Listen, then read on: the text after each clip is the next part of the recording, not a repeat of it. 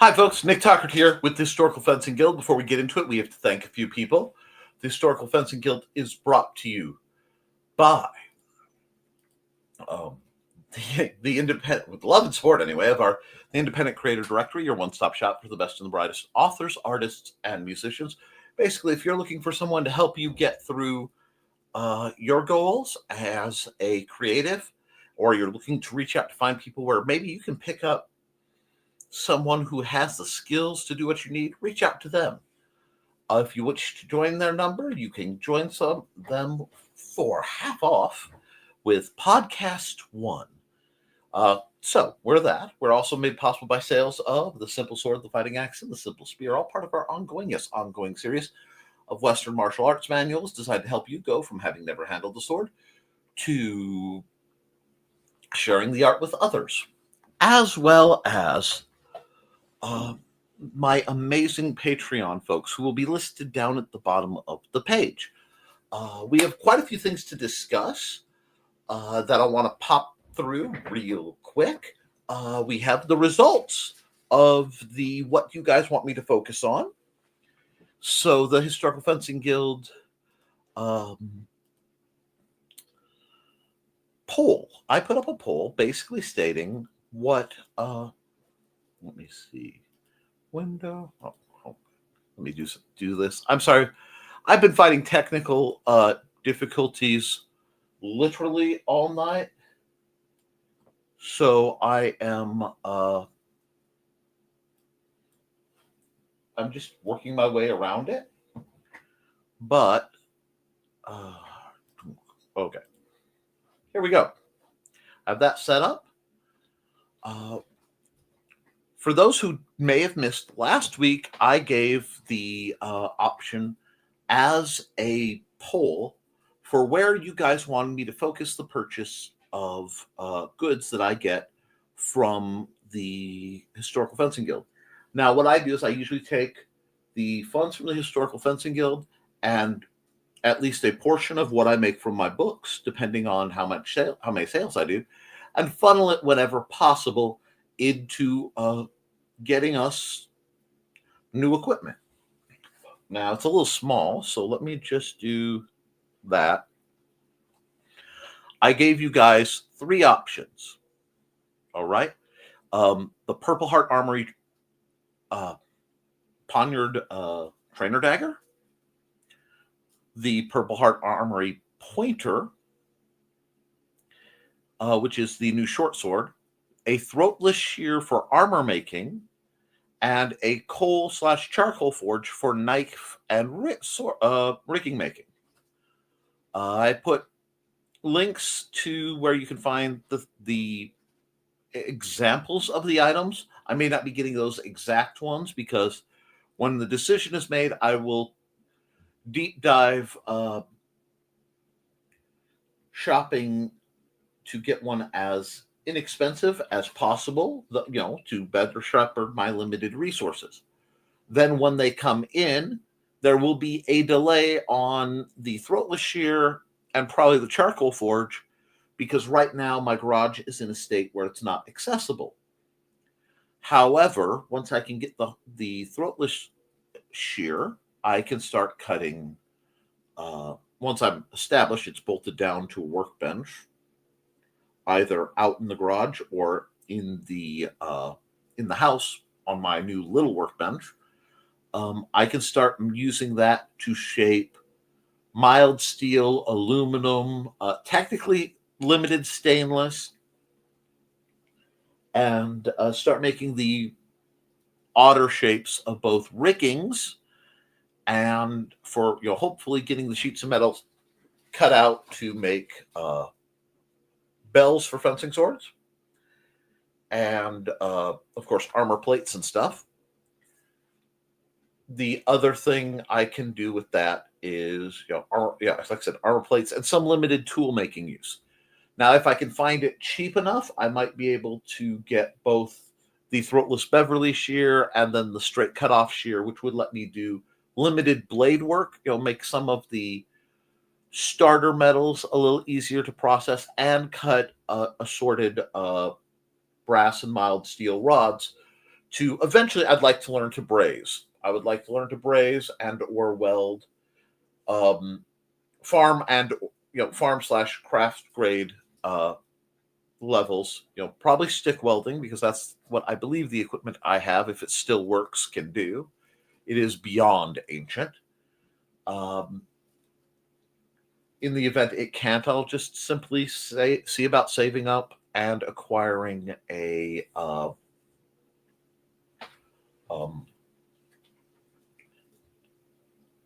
an actual, entry level welder and make gear and riggings that way.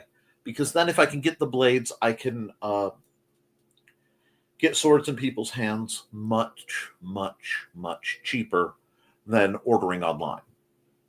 So we have passed the end date, but I will let last minute people weigh in. It's interesting that the shear beat out everybody, and the dagger trainer and the coal forge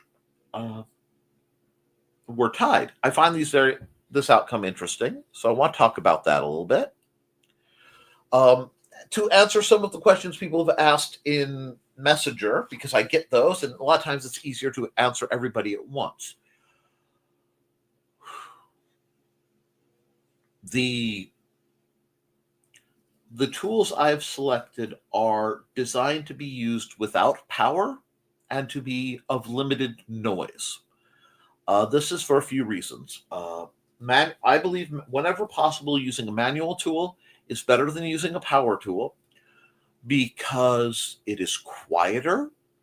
It helps build my own strength, what I can and can't do. It's something I'm more comfortable working with Xander to help and teach what I know to him. It can be less expensive. In some cases, it's more expensive. I do somewhere have a pair of what are called nibblers, which can cut a lot of the same material. But primarily for what we do, the ability to process things like retired signs into shields or into armor plates, or again, sword riggings for either like SCA style heavy rigs or fencing swords. I mean, making a saber style guard is actually not terribly difficult. I've actually made them myself out of mild steel, so it's not something I haven't done before. It's just something I haven't done lately. I also tend to keep odd hours, and it's a lot nicer on everybody if I'm working on a project to do it as quietly as possible, with the slight possibility, given weight and things, of moving some of the tools with assistance out, either into my driveway to work and have more room, or if I have guests, move it out towards the list field, or eventually there's a concrete slab the far end of my yard, which would work very good for such things. Very versatile, very useful things to have. I do have, as I've mentioned, a propane forge, but the parts of it were scattered by well-meaning guildies, so I have to find all the parts. Once I do that, knife making and heating material to shape will be much easier. I find getting the material to be one of the easier things. There's almost always scrap metal that can be found, especially if I know who to talk to. And I have a small stash of some interesting goodies I'd love to play with. So I will look out for that. It does mean there will be a delay in me being able to review the pointer, which is a little sad because that's a sword I've been looking very much forward to. I also was at Menards last week, and I shot a little video for the patrons. They got to see it first. But I acquired an item, and I honestly can't remember if I told you guys about this live or not. Had to take the screws off. But this is a PVC mushroom head end cap for sizes 3-inch and 4-inch. So it has these little graduated pieces inside. What that means is I should be able to take a Dremel tool or a grinder, grind this stuff out wearing proper eye protection, proper breathing apparatus, because you do not want to inhale plastic pieces. And then have a very, very nice bell guard that I should be able to cut with a Dremel tool, or I don't know, a combination of a drill. It may be easier to do 2 drill holes and then like jigsaw the cutout and then file the rest of it to shape. But I would really like to be able to slide this down some of the existing Purple Heart Armory designs and see if it actually gives the hand protection I'm looking for. This was $10, so it's a little pricey. But if it can do that, it's very special needs, and I have yet to find a really good, reliable bell. But I have also spoken with my family, and sometime this coming summer, they will be putting some logs aside for me to use either as basis for that or to grind / burn a bowl into, so that I can use that for the purposes of dishing metal into the different shapes. And I don't know how much of it I will be able to do, but if I can get the tools, I have several friends who are very athletically inclined, who likely would be very happy to sit and hammer metal into shapes. And I think that would make for a good secondary guild activity. So it's something to work towards. I have several students approaching the age where I can teach them from the library. So I may be taking up more active training in that category, as people have shown interest, as well as inviting the classics out for swords and shenanigans. So we have worked on that. I will tell you right now, I may have roboted a bit. I'm sorry, I'm apparently losing my voice suddenly, and I'm not sure why. But the internet is coming in and out, kind of. So I will again try to hold as long as I can. I do appreciate everything you guys have done and everything you guys continue to do.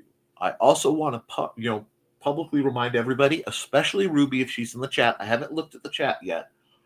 That I will be happy to answer questions. And I don't mind, especially for the live stream, for my questions to for my subjects to be interrupted. It doesn't bother me. I am here to be of service to my students abroad. That's why I write my books. That's why I build things and show you how. The leather working video is in the works. I just have to decide which of the projects I really want to work on first. And since I have a little bit of time, I can find out some of the other potential options. So, having covered all that, I'm going to go. Special thanks to Joe Bachman and Trelena Bachman for catching that this was broadcasting to the wrong channel, because apparently I derped in setting it up. And thanks to Don Dulas, who may or may not be in the chat, for discussing some related things that will be useful later. I'm not trying to be nebulous. I'm trying to be beneficial. I also actually I am setting up something that has been asked for a while ago, and as it is, I am going through, as I can dig through, my books. And unfortunately, during the time that stuff was in the storage unit, and some of the stuff downstairs, mice got into many of my books. So I'm starting to go through a replacement set arc, which this happens. I am also looking for, let's see, my lists.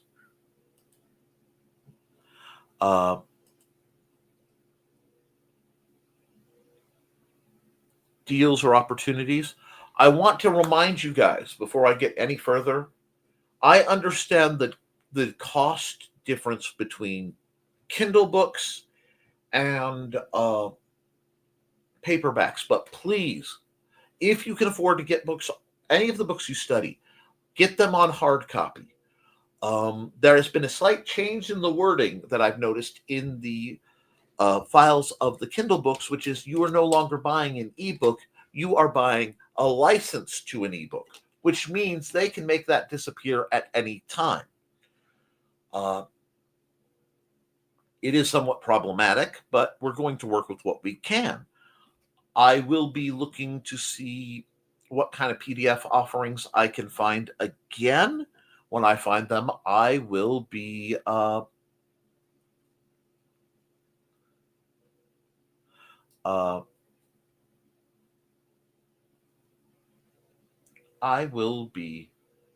there we go.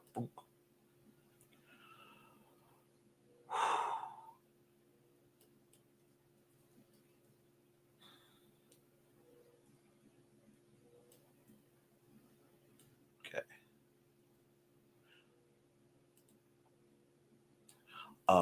Sorry.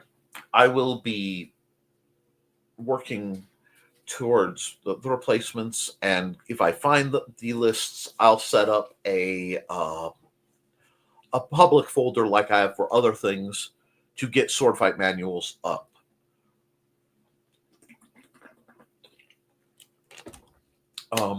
My patrons, please reach out if there are any of my manuals that you cannot get your paws on. To either I understand if it's economic.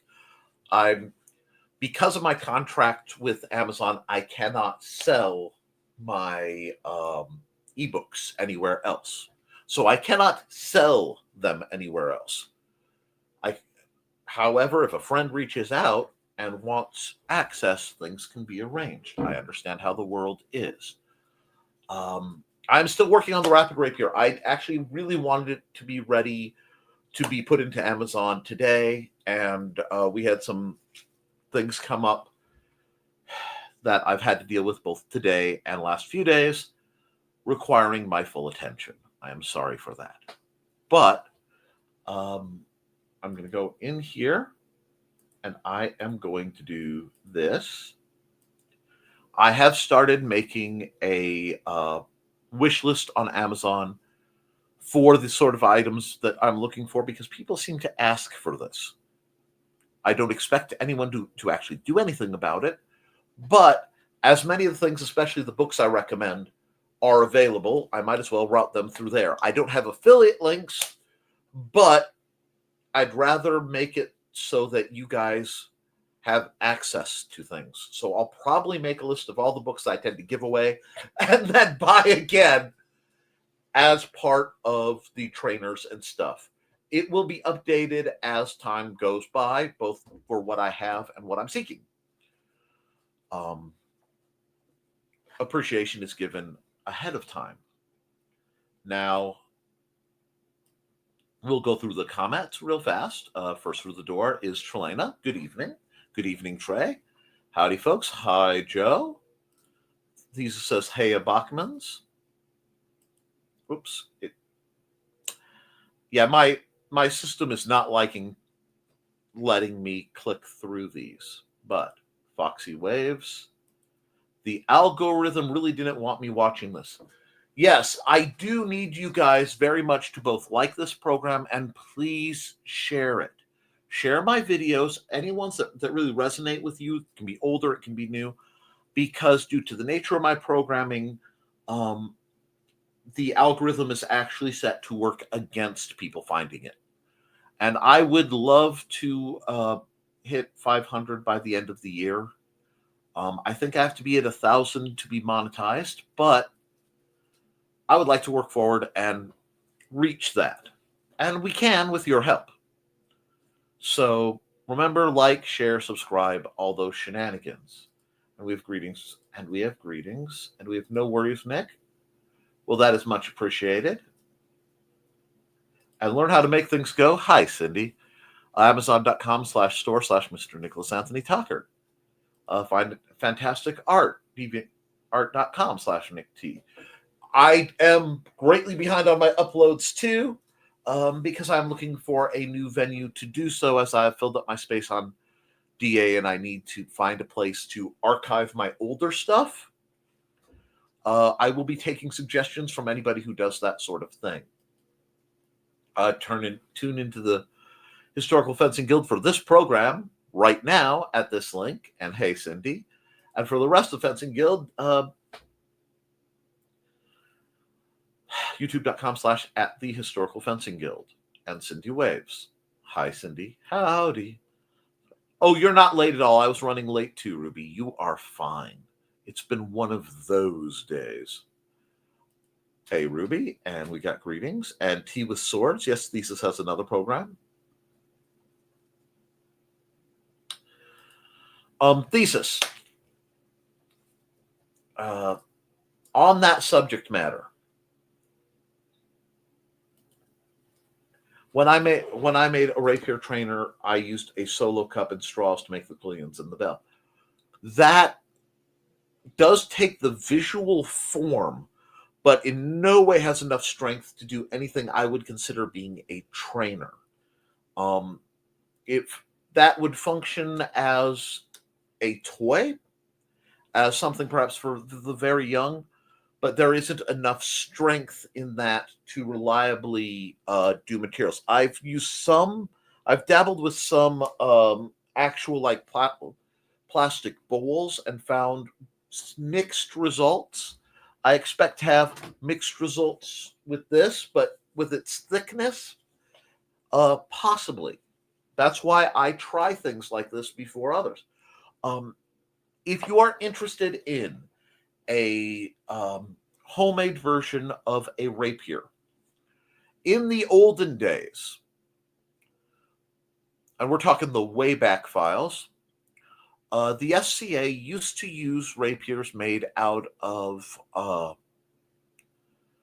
the blades were what? Oh god, the snow markers, the fiberglass markers, and they were, I want to say, hot glued or regular glued together. They cut a rounded tip, tipped it with something, and then wrapped all three, once they were glued to hold form, in the extra strength packing tape very tightly, sort of like a fencing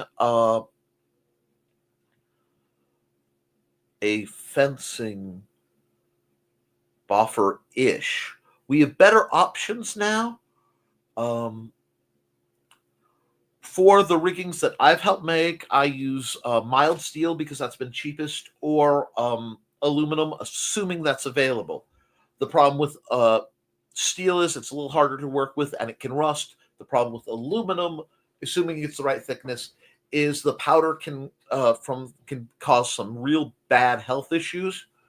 So you have to be very careful. And what the welding aluminum, while it can be done, is incredibly toxic, incredibly dangerous, and not quite my jam. So I've done in the past things with brass kick plate. Brass is nice to work with, all in all, but it isn't nearly as strong as the steel, and it isn't as light as the aluminum. So finding out what works well is always a challenge, but as is doing things like drilling out hilts. So once my garage is cleaned up, we have reliable spring and it's not raining massively, I will be sicking my wife on cleaning out the garage because my extreme allergies to chicken dander would make me very, very ill and very, very red. So we will see how that goes.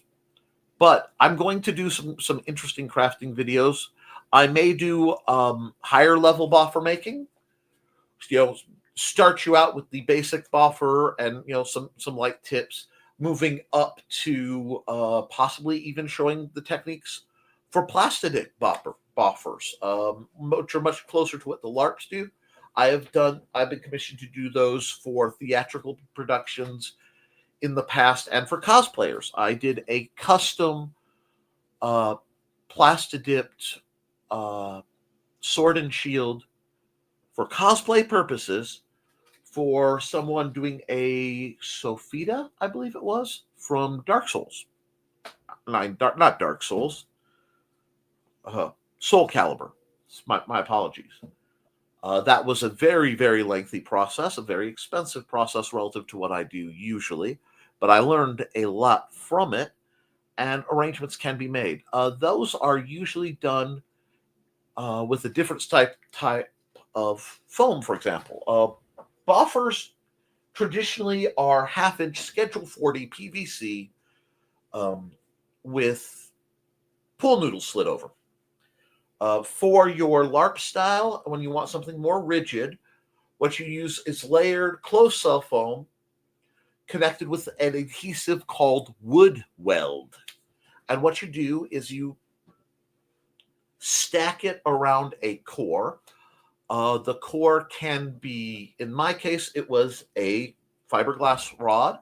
That was a parking lot snow marker that I cut down to the right size. Again, be very careful. You do not want to breathe in fiberglass. Taped to keep it safer. Reinforce the insides with leather so that the tip especially wasn't going to burst through. So I put a washer and leather behind it. Sunk it in layers of custom-shaped foam, and then I used razor knives, but it's much better to use a hot knife, which I don't have yet. That is a wire that... Imagine a wire that is run to what looks like a hacksaw, but it is battery-powered, so the blade gets very, very hot. This allows you to cut smoothly through certain forms of plastic and certain forms of foam. This will also seal it behind, giving you a very smooth relative backing. So that when you plastidip over that, you don't have quite so much of the texture of the foam, and it is more smooth all in all. Very quality tool. I need to get one / replace mine. It's just going through boxes when I can and finding out what got destroyed. I have yet to find my nibblers, but nibblers are very loud. They can be finicky, and they have an odd wastage compared to something like a throatless Beverly shear, because nibblers take out about a 1/4 inch wide, it's actually, as I recall, 3 millimeter, little ribbon of steel or aluminum that it coils in front of it. So you have to stop every so often and cut that off with a pair of tin snips or bolt cutters. I did a lot of metal work with my bolt cutters. I used to use bolt cutters for my copper rivets, for example, because of overall hand weakness. The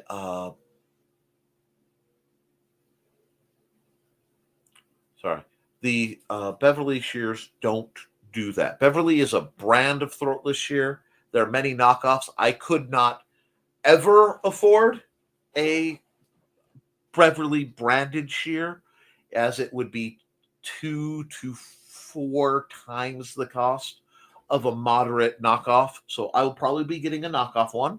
I'm just going to balance if it's something I can get a better deal from Harbor Freight or Amazon and go from there. I'm also looking at a related shear, which is a cutoff shear, but that will be more for blade and rigging work.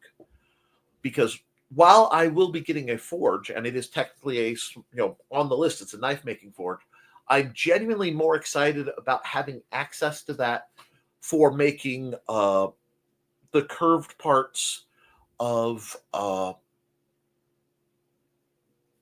fencing riggings, and possibly doing some forge welding to save me the electric welding to join them together. I'll just be buying a lot of borax. So there's a lot coming up there.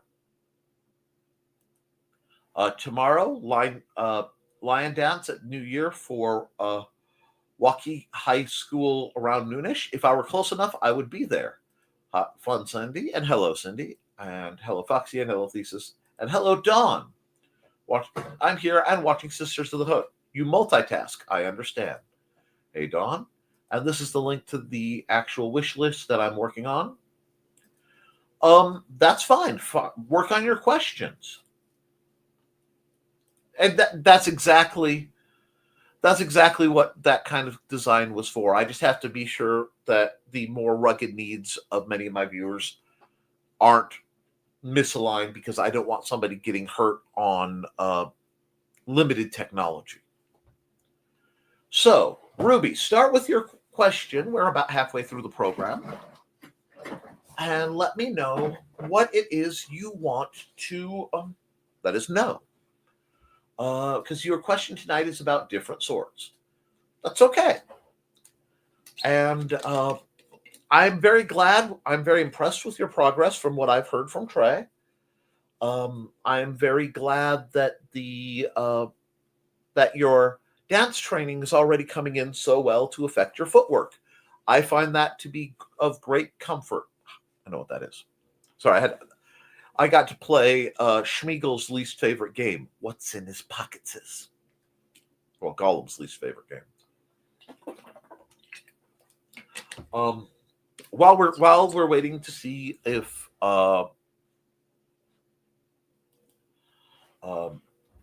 spadroons. Yes. Okay. So the basic concept of a spadroon, and I will come over here and I'll just hit W, which gets me right to Purple Heart Armory, because even though shipping can be a bit much, the basic trainers from Purple Heart Armory are the best place to start. I find figuring out what weapons you want if you can't hold them and go through them. They're very simple. They're relatively easy to modify, and they are just cheaper than anything else you're going to find. Amazon has an expanding set of trainers. That's not a nice looking color. That's not good. Anyway. Oh, geez. I was like, boy, that's red. It's from my Decepticon computer. Anyway. Basically, if we're talking late period swords, Napoleonic era through colonial through Napoleonic. Spadroons were a way to try to solve a very complex problem. People who were brought up and conscripted or enlisted in the military were issued sabers. Sabers are highly effective battlefield swords. The style of learning saber compared to the more elaborate styles is... Sorry, I saw Cindy's joke about not to be confused with spittoons. They're simple. They're easy to learn to wield sabers. They are primarily cutting weapons. While you can thrust with them, that's not what they're about.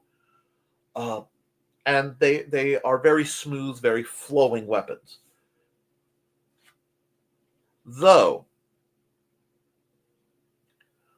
And that works great for the people working their way up. However, the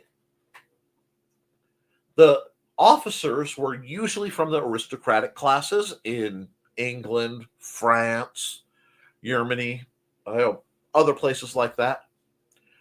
And they learned fencing from a young age. And they learned fencing with foils.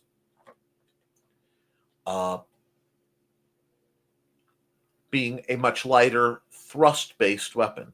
So what they needed was something that a person who has not been through the kind of training that the military gives their footmen, their infantry, and cavalry, obviously. They need something that the more gentrified officers could handle because they were not issued their swords. Very often, and in the vast majority of times, say in England, you would be issued a sword and it would have a serial number that would all be tracked by the quartermaster, so no one could steal the Queen's swords, and they would be turned in after service was done, so that the population wasn't running around armed in a way that they could then rebel. Everything was on loan from the crown for them. Part of being an officer is buying your commission, which means selecting your sword. And the spadroon was just that. It was a heavier thrusting sword.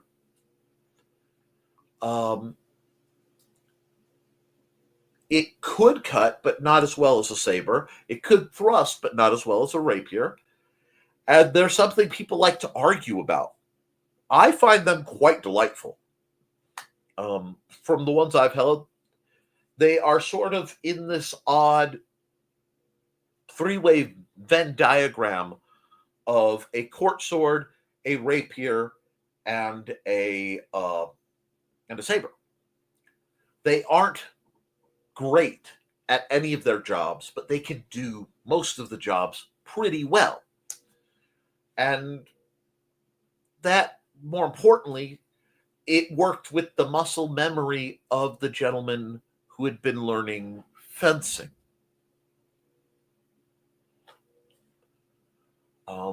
Let me see. So, what we can do...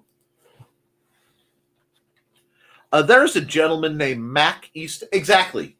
Yes, Matt Easton does talk about spadroons, and Matt Easton is very opinionated on his weapon choices. He's only recently done a video on the Colonial Bilbao after years of being hounded and how delightful it is.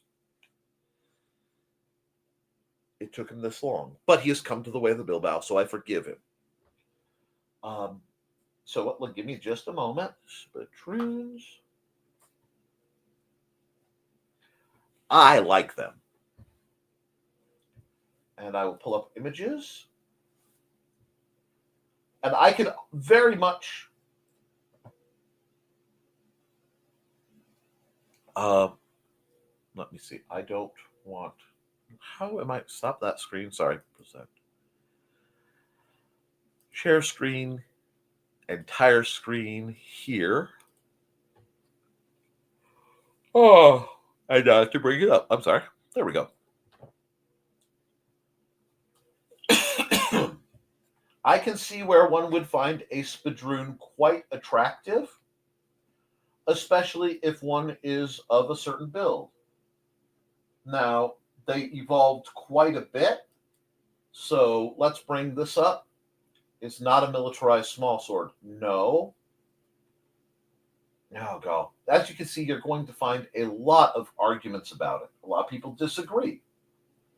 But the sword, it lasted at least until 1840, and I would say the modern Marine Corps sabers are very often far closer to spadroons than they are the heavily curved sabers of old. So you have a light, stout, primarily thrusting blade. And yes, Easton hates it. The grip. The grip and hilt, largely. A Bilbao is also, it's spelled like you would think of Bilbo Baggins almost. It is either spelled Bilbo / Bilbao. And I say it this way. I slightly mispronounce it to delineate it, because if you go looking for a bilbo sword now, you're going to get a Celtic leaf-bladed short sword, because that's what Sting is based off of, and things get a little different. So, give me just a second, and I will show you what a bilbo looks like, and my favorite basic versions of that. I do have a couple live steel of them somewhere. I just have to find where I moved them. I think I moved them into the closet to keep them safe. But 1780. Yep, here we go. This is a bilbo, or a bilbo. It's also Charles III cavalry broadsword, 34-inch blade. Beautiful, beautiful, beautiful, beautiful, beautiful.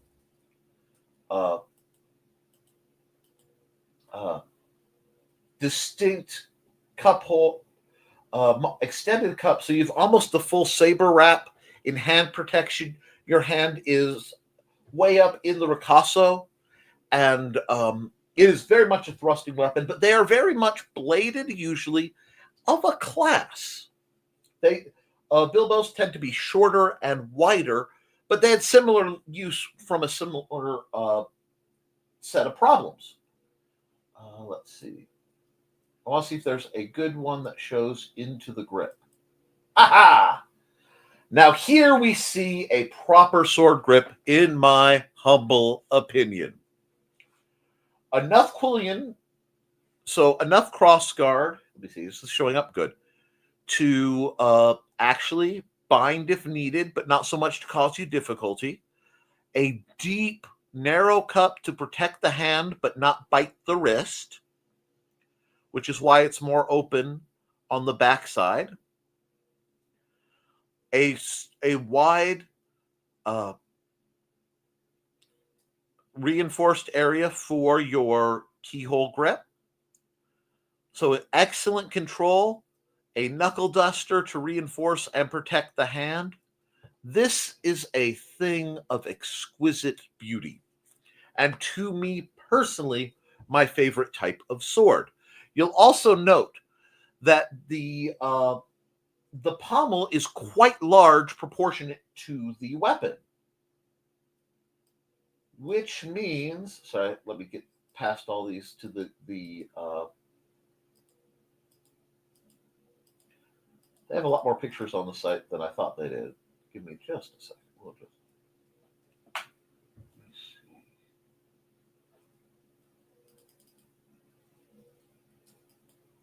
Okay, there we are. When you see a sword with a nice heavy pommel that's relatively short, that means the balance has been pulled back to the hand. The point of balance is where the weight of a sword balances. So let me grab something here.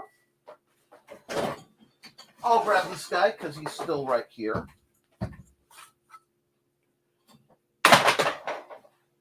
Oh, I don't have a glove. One thing, you do not want to touch the steel of a steel weapon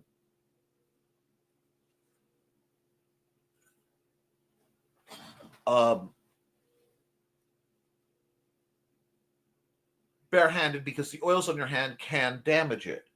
But okay, we're going to leave the sheath on just for safety. The point of balance with the sheath on is right about here, okay? Which means with the sheath off, it's probably closer to about where the line in the metal detailing is. Not bad. It's going to give you a chop, but not be overtaxing. I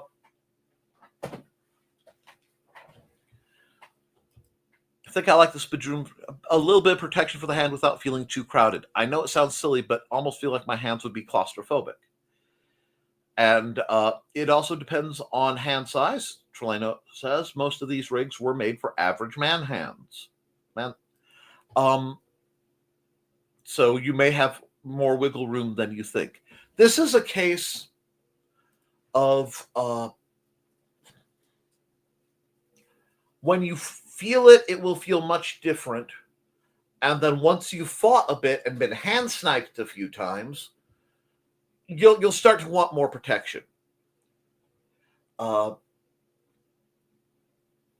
This is why I tend to like cup hilts, Tizonas, these traditional cup hilt rapier.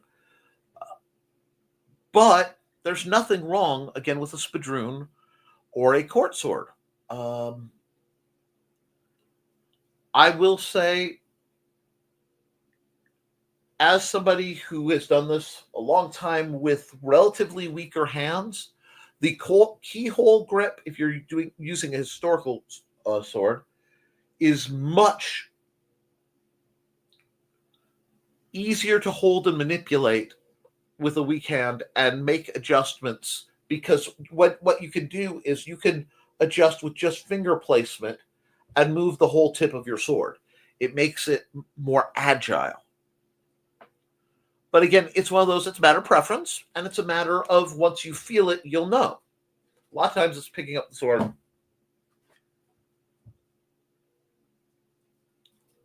And let's see. City says, the saber I'm using in sword form, the hilt is long enough I can use two-handed. Lisa, and I keep having issues with grabbing the hilt two-handed instead. I can understand that.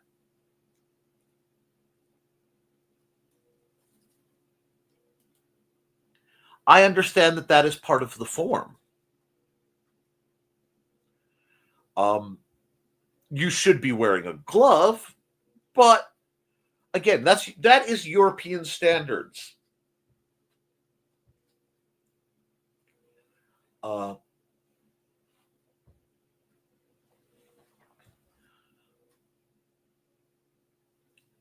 And I try, just like I expect you not to try to force Chinese conventions on practice onto European fighting, I try not to put European fighting onto Chinese practices.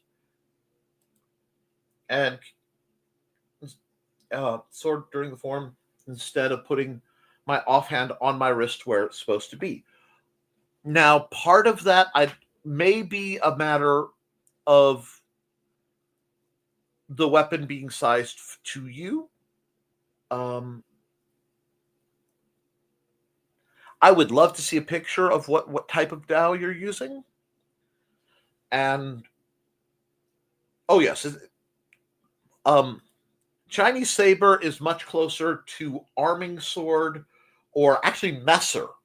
It's very close to messer due to the curve. My hand goes to the blade a lot. Well, thank you. I'll get my Facebook opened up in the background and we'll get a picture. And while we're doing that, I can come over here and I can go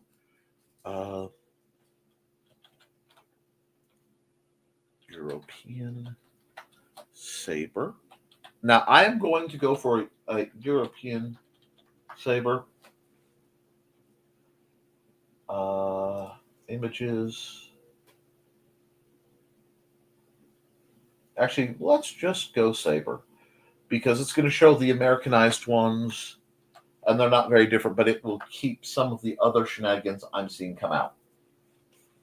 A saber, classically, is a... oh, okay, so I'm going to have to...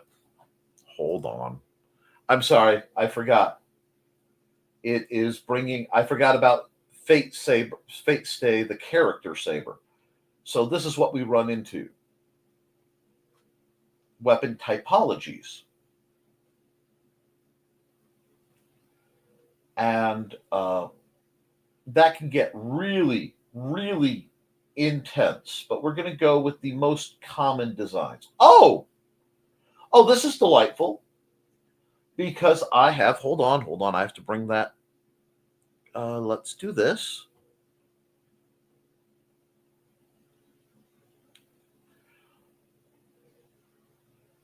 I have... This is an example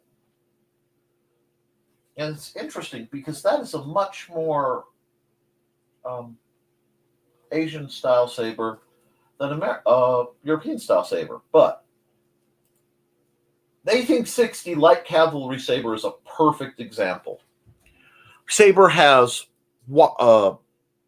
thick metal guards that curl around, a subtle sweeping blade, usually a metal sheath, designed to be used off the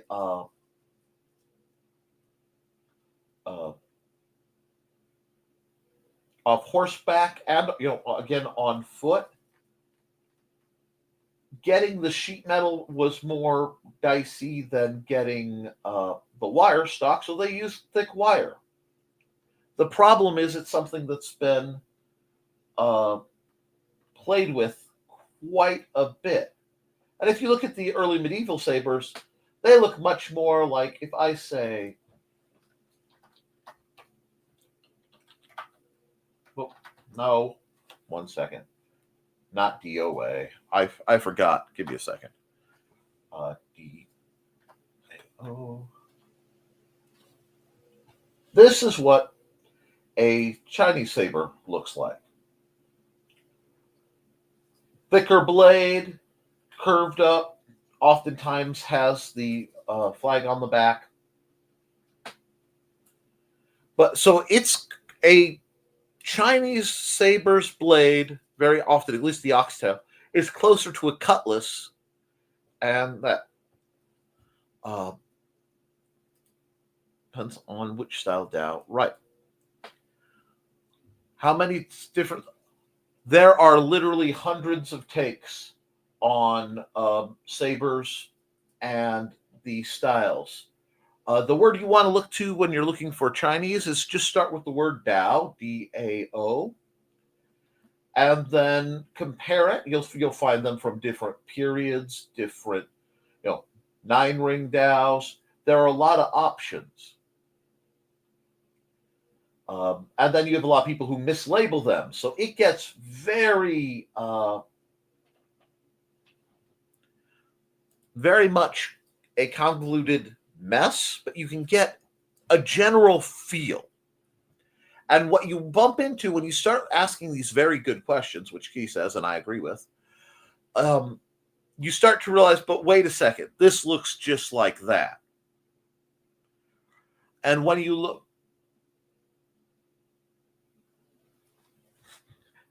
I love this. When I asked Sifu if there was a trick to not getting tangled, he said, just take them off. Okay, give me just a second to see if it went through. Thank you so much. And I will just do this. I will move tab to new window. Put it up there so you can see, and I'll bring a lovely picture of Cindy up so that you can see what she's got.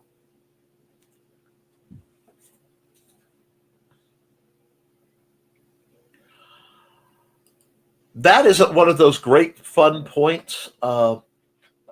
Theoretically, they are to keep the blood from going places it's not supposed to. There's some ceremonial aspects to it. Again, it gets real deep, real fast, and is more Eastern, which is stuff I've looked at the forms, but I don't really pursue all that much. And thank you. She said, she notated that she is holding that wrong deliberately so that you have a better look at the grip.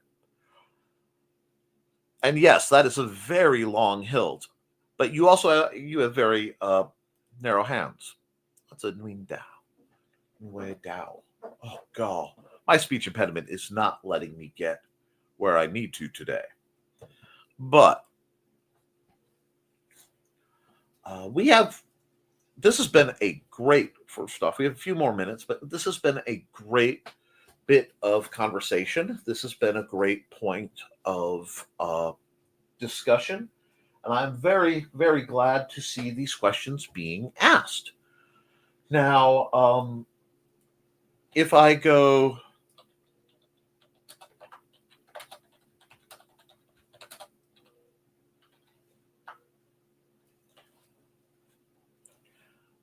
What you have with weapons is parallel development. And you will find that quite a lot. So, if we are sticking to basically the oxtail Dao, throughout the Philippines, you can find weapons.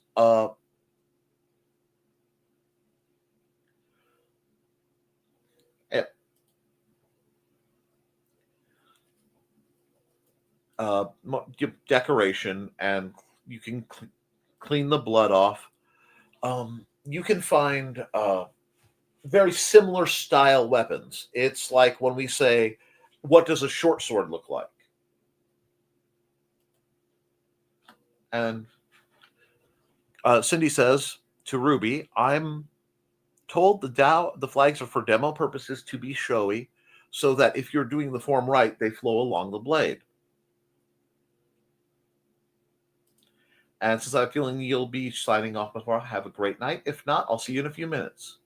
I put green and brown trainer ribbons on most of my trainers so I can figure out which are mine, says Trelena, if it will ever come up to show.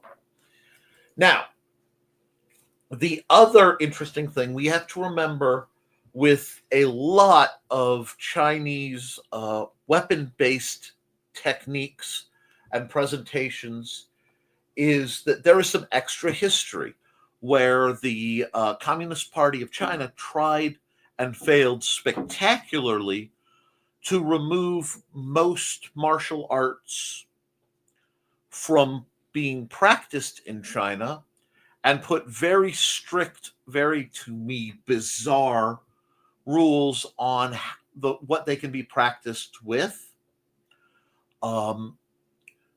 So with many of the martial arts in China, you have a gap where the style had to be rediscovered or rebuilt. And in many cases, you run into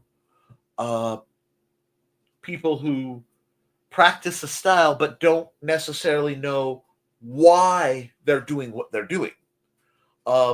This is something you'll find in what's often in a McDojo, where you're doing katas and you're going through the movements, and they may know what makes the movement right, but the uneducated instructor doesn't know what the movement is to accomplish. And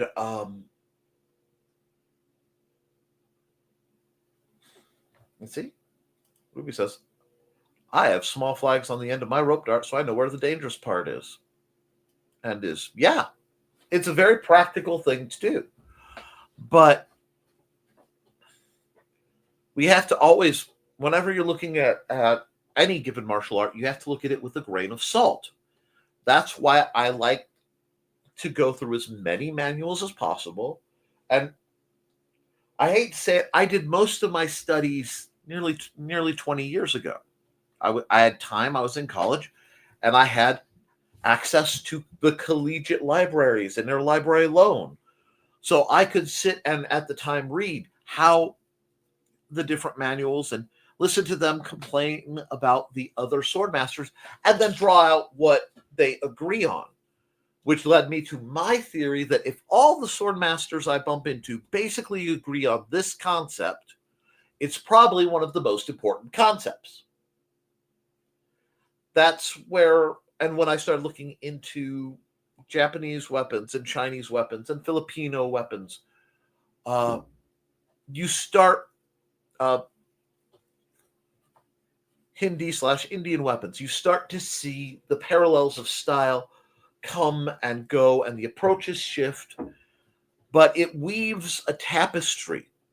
And from that tapestry, you can take, if you are doing independent study, the pieces that best suit you.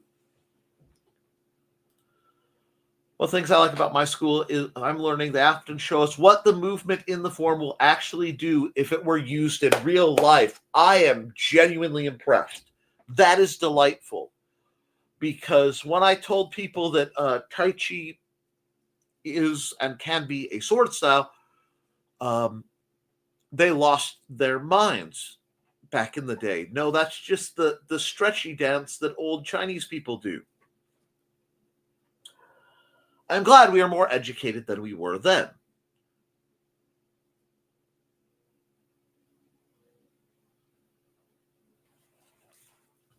And that means there was some, your Shifu obviously was educated, showing a movement from a form and then showing the application. That's excellent. That is also a mark of a good trainer. And I'm trying to be, hey, welcome back. I'm trying to be as generic in my terms because I want you guys to realize the horrible, deep, nasty secret of martial arts is we are limited in what we can do as humans. Now, there are exceptional individuals, and that's all well and good. I find exceptional individuals with special abilities tend to attract exceptional trainers on par. So they have no trouble finding people to teach them. I have worked towards distilling and processing it so that I can teach just about anybody a basic, simple way to wield just about any melee object in defense. Because for me, it will always come back to the practical application first. I see, and this does occasionally offend a lot of people, but that's okay. I see the fixation on a given style sort of like brand loyalty. And there are some people who will swear that post Raisin Bran tastes better than General Mills Raisin Bran. And my response is, it's Raisin Bran. If you get a chance to put it in the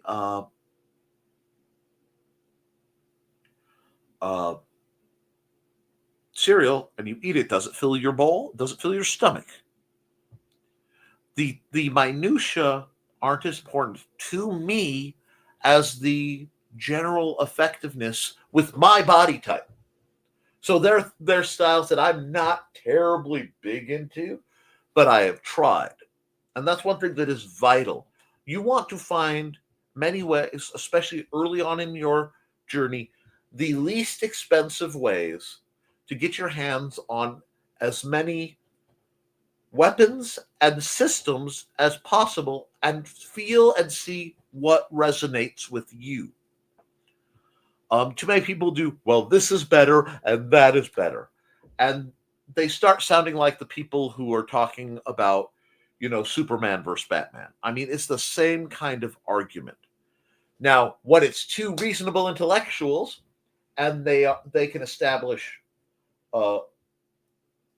rules, they cross train, they learn, and that can merge into a better style. When you look at the alleged origins of Wing Chun Longpole, for example, and the book Ancient Art of Chinese Longsword by Jack Chen, it is a translation of a 400-year Chinese sword manual. I will put it on my potential reading list. And again, some styles are very recorded, some are not so recorded. Whenever you're looking at a martial art, do your research outside of whatever school you are participating in. Double check. Everybody, myself included, makes mistakes. But don't let yourself get caught in the trap of only one style being your whole personality. Because that can be very limiting. Now, when you find what works for you, that's a little different. Figure out what works for you and maintain it. And if it stops working for you, adjust it. The growth and learning process never ends. You want to be able to flow and reshape yourself a bit. But if you become too rigid, that's when it becomes possible for someone to simply read your book and know your fighting stuff. That's not something you want, practically. But that's a whole nother set of things. Thesis is giving book recommendations. I'm going to be filling up my the wish list, not necessarily as a wish list, but as one to keep track of, as also a reading list for you guys in the fairly near future. Planning, hopefully this week I can get around to doing the leatherworking video. If that is the case, I'll probably maybe making a sheath of some sort or a pouch. Just basic, keep it simple. If I can find the material and if I can't find my pattern book, I will have to find my actual gorget, at which point I can use that and just basically rebuild the pattern. And I can use the patterns that are listed in the back of my book and the techniques listed in the back of my book on how to make gorgets. So that is still in the works. In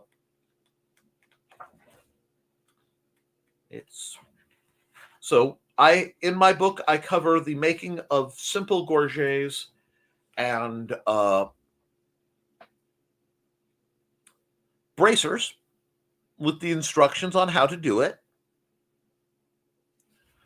I want to go over that because it's been heavily requested. When I get the gear, I will go and materials. I will go over the armor making. Again, rudimentary. I want you to do your own research, but I will happily point you towards good places to do your research. There are a lot of resources out there. The recreationists are very good at having them. At least they were back in the day. So we can work on finding the methods that will work for you. Okay? Now, with all that being said, guys, it's past my hour. I need to eat something, and I need to see my lovely wife. So to cover my streaming schedule, on this channel, I do stream at 8 p.m. On Friday nights. That's Eastern time. As I get things going up, there will be pre-recorded videos, and when we get to having practices, there will be recorded sparring bouts, educational sections, etc. Because there was a question about that. It may have been about, may not. Glad to be of assistance, Ruby. Beyond that, if you want more, everything I talk about is in my book. If you genuinely can't afford it, reach out. Arrangements can be made. I understand how things can be. And with that, guys, keep your guard up. Do your drills. Be kind to yourself and each other. And as always, thank you for supporting your local swordmaster. I will be back here next week at 8 p.m. at the latest on next Friday. I will be on the other channel, the Nicholas Tucker channel, at 10 a.m. Monday with more motivation to help you get creative. And with that, toodles all.